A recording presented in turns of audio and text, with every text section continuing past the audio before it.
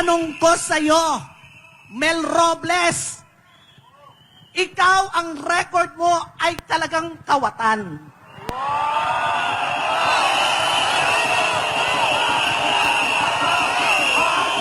Kung maalaala mo, nagsilbi ka rin kay Pangulong Duterte.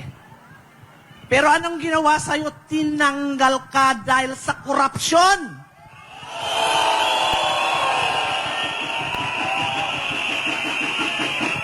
Ngayon, kinuha ka ng gobyernong ito para gumawa ng pera at suluhin nyo, lunukin nyo ng todo-todo ang pera ng mga mahihirap.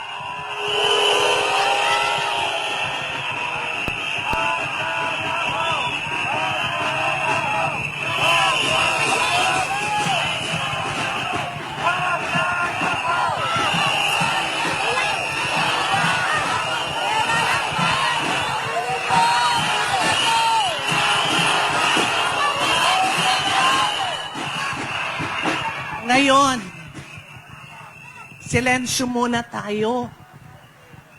Ako ay nananawagan sa sambayanang Pilipino na itigil nyo nang habang nandito itong gobyernong ito at ang general manager ay ang magnanakaw na Robles.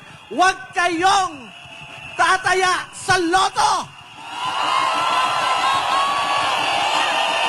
Mga magnanakaw, itakwil! Mga magnanakaw, itakwil! Mga magnanakaw, itakwil! Mga magnanakaw,